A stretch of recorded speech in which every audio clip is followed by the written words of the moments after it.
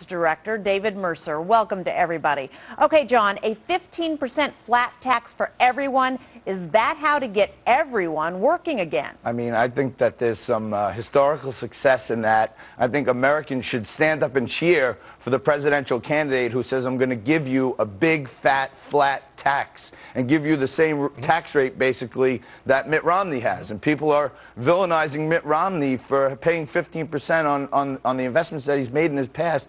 But I think Americans should be looking to that. And presidents from Kennedy to Reagan to Bill Clinton to George Bush have cut taxes and saw stimulation to employment and lowering of unemployment. And one of these candidates should take hold of that. David, you say it doesn't necessarily bring jobs. Well, it's a conceptual framework, and those that have embraced it in the past, that being Phil Gramm, who ran for president, or Steve Forbes, and we all know where those campaigns went, and most recently Kaine. And to refer to Romney, which I'm glad was, he in fact has said, and you should bring him on the show, has said the flat tax would be a tax on the middle class. So I'm glad Romney was raised so we can put that point there. Toby, let's talk just about the flat tax itself. Does it bring jobs? What does it mean for jobs and employment? It has in every country that it's been used. It's worked for two reasons. Number one is because it simplifies things. I mean, if you look at the money that we spend in the United States, they think $90 billion a year to comply with this. So it unleashes that, and it creates capital. When you create more capital, you create more investment. And unbeknownst to most people, I find in the Democratic Party side, more capital equals more jobs. It's actually one-to-one correlated, and this is exactly the type of outcome you get when you go with this flat tax. Now, the only people who are out of jobs, tax attorneys. It is not good for tax attorneys. Jonas, where do you stand on this? Okay. Conceptually, yes. If we lowered the tax, it would be good for jobs right up to the point where America went bankrupt because they're not taking in enough money with a 15% across-the-board tax rate to pay for all their spending. So, how about everybody paying 15%? It's not enough of a level. If we were going to go to a system like that, I'm not against it. It had to be at least 20%, just including cap gains, including the Mitt Romney and Buffett tax rates, because that's how we spend money in this country. And unless there was major across-the-board cuts, there were far more than anybody's talking about. It's just not financially feasible. Now, the benefits of it as far as jobs, once you have a situation where you have different tax rates, you have game playing going on. This kind of income earns this rate, this kind earns that. Companies change the way they do their balance sheets. Like, oh, we're going to pay dividends, we're not going to borrow because of this or this or this.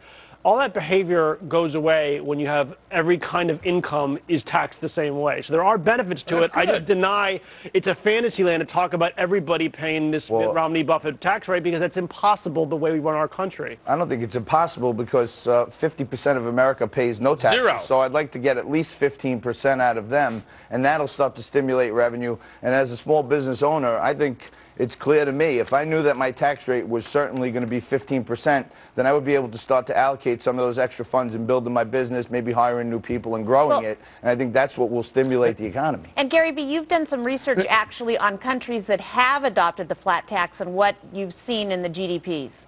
Exactly, Brenda. You know, since 1994, 24 countries have adopted a flat tax. It's interesting, no one has adopted our complicated tax system. So that should tell you something. Two, what happens in countries like Russia, for example, tax revenues increase 25% the first 2 years. So right there, you know, granted, that's partly a compliance issue, but that's exactly what we want. Three, we want, as John points out, everyone participating. Yes, you can carve out exemptions for people below or at the poverty level. I understand that. But you know, a 15% across the board, it just smacks of fairness. And then what happens, Brenda, you know, you talk about the GDP. In the last reporting to the International Monetary Fund, the 13 countries that reported amongst those 24 showed GDP growth of 10%. What was our GDP growth last year?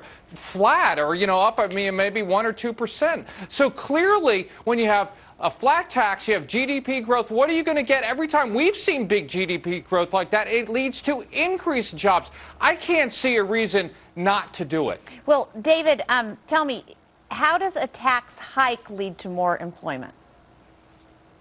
Well, it's a if I might say. It's a realignment.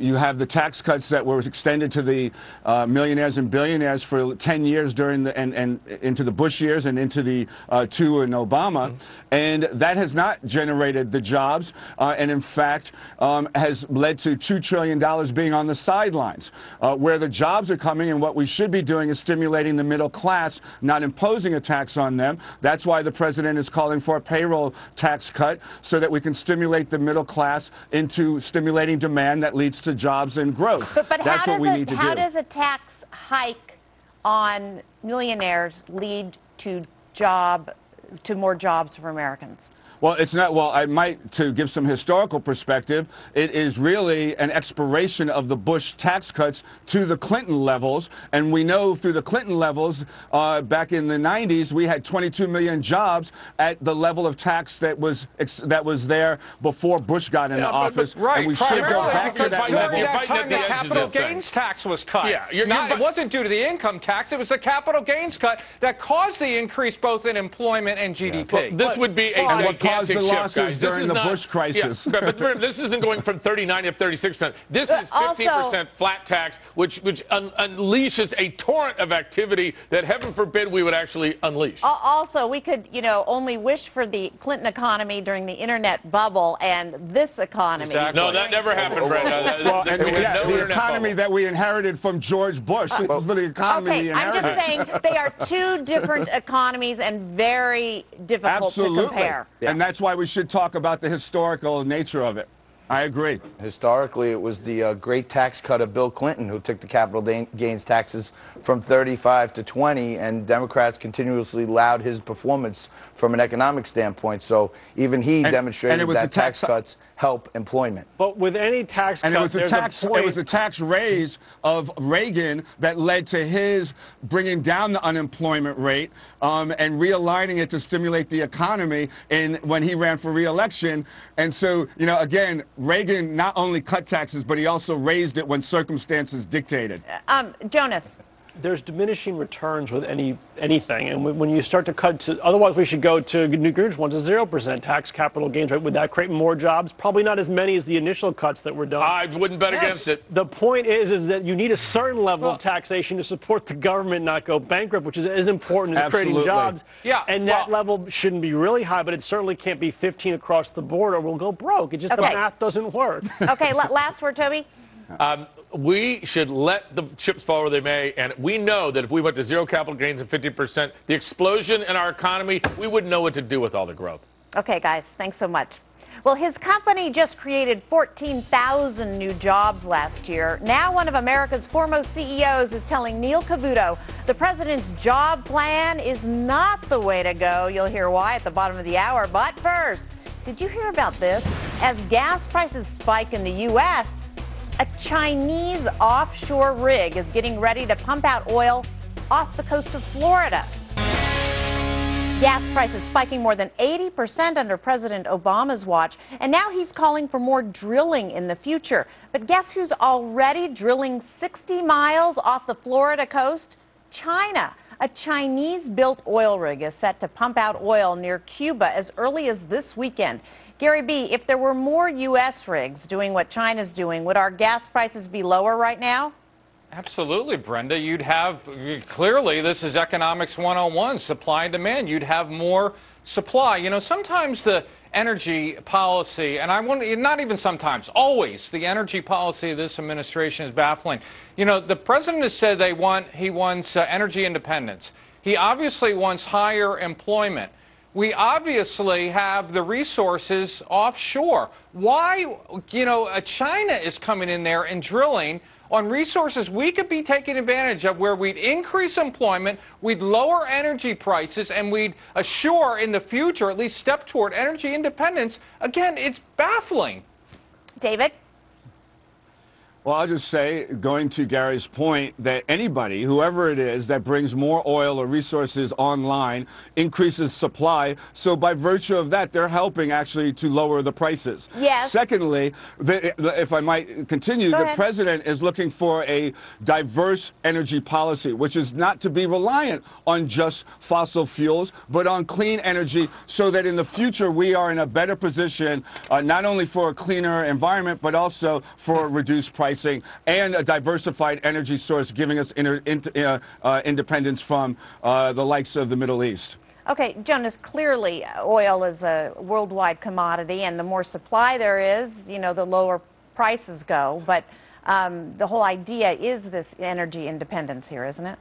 Well, yes, but I don't think America doesn't go after their energy resources, forgets that we basically went through all our energy resources in the oil in the lower 48 states a long time ago. Oh, and in fact, right now, we are currently, no one's stopping it, massive natural gas drilling to the point where it's lowered the price to 10-year lows.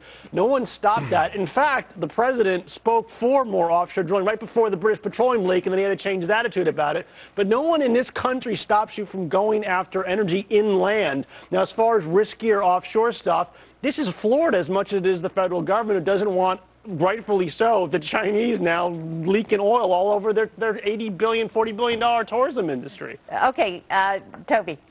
Well, I mean, let's be real here. If offshore drilling was started tomorrow at every place we had to drill, it would be 8 to 10 years before that oil would actually come out. So I don't think the point. I think the greater point is that somehow Cuba has figured out that they're sitting in a fabulous oil zone. The United States is right up the next one. And somehow we've decided, and Florida has hurt this, that these assets are not valued. If we were serious about job creation, we would be pushing not only this, but we'd actually be working in Alaska. And, of course, we would have a pipeline coming down to move all this oil, and we would probably have 200,000 to 300,000 more jobs. We would have much higher royalties coming to pay off our debt, but somehow this doesn't get through to anyone. Tell me, we have an oil pipeline from Alaska where we get oil. I mean, there's no American state we haven't gone after oil. Pipeline up. We need 10 more oil pipelines if we had the activity necessary to drill these wells. John.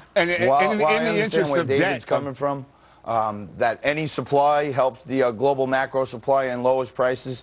When we have the oil within our reach and the technology to get it, and we let Cuba claim it and then bring in another one of our arch enemies and largest debtors to pump it out for them, the supply that's going into the global supply has a tax on it from both China and Cuba, so it comes back to us at a higher price. Why would we allow China, our greatest debtor, to set up an offshore post 100 miles off our shore, pump oil to another one of our enemies, and then we pay royalties and taxes on it when we should be capturing that and lessening our dependence on our enemies like Middle East and China and Venezuela? Okay. China's not an enemy yet, okay? Well, I think they are. First of all, I doubt that.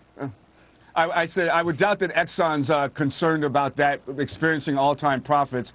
And with regard to the comment of saving money on our deficit, I think they're now in a great position for us not to, through expenditures, i.e. subsidies, dealing with giving that to Exxon when we can reallocate those resources elsewhere to our debt and reducing it. Okay, that's got to be the last word. Thanks, guys. Shamu isn't the only one making a splash in the Sunshine State. Neil Cavuto's coverage of Florida's primary is also... Toby, you say how many more losers does the government have to pick before they get out of private business? Well, yes, and of course, it's not enter one. We're at bummer number 3 here. I mean, this is a long list of trying to pick winners and losers. The government doesn't do that well because, frankly, nobody in there has been in these businesses. What they're really good at doing is how about military R&D? How about businesses, supporting the infrastructure? All those things that work, but they have proven they can't do it. There's about 6 more of these to blow up here in the next year. David, outside of that, outside of like NASA and defense, where does the government belong? Well, that's the point. I'm glad Gary made it. Government, we got to debunk the myth. The government's always been a partner in advancing American interests. It did it with tax dollars into Europe on the rebuilding after World War II. Why? Because we wanted to sell more automobiles. No, we're talking about let me finish. If I might finish. if I might finish, and that was to create the markets for our automobile industry, which was gaining dominance, to sell more cars. We supported the nuclear energy rebuilding here, which led to jobs. You know, we've always vested, the government has always tried to support its corporate and commercial interests, and it's doing so with a future and a vision forward on clean energy. And as in private business, there are winners and losers, and they do it. We do that in collaboration with the private sector, not in isolation of them. John?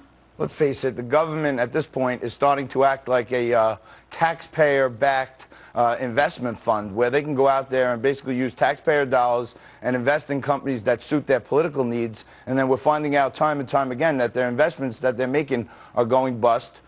My example is the Chevy Volt, where if you add up all the subsidies, we'll put out about $3 billion in subsidies, and they've sold 6,000 cars. So that's just another example of where the government is paying basically $500,000 a car. And then the winner was GM, which has all profits. I'm sorry to interrupt. We have a lot of people to get to. Jonas, actually, private industry invested in this as well, and it wasn't just Democrats, it was Republicans too. Many of these companies have venture backing, so it's not just the government, but you are getting involved in the winners and losers game. The government, I think that's made a good point. We've done that before. Look, we saved the airline industry from not being sued into oblivion after 9/11, so there's definitely been handouts before. However, in this particular case, this is not an industry I think we can win from the Chinese. Now, they are incidentally giving loans through their state-owned banks to their alternative energy companies. We can't compete on price with them, and I don't know why we have to. We don't make iPods here. No one freaks out about that. I'm sorry to break you off. I got to get to Gary V. Gary V., last word? 60 years of investing in the energy sector, we have zero results to show from it. So it's clear that Obama administration is certainly no Bain capital when it comes to venture capital. Okay, thanks so much. And thanks to David for joining us.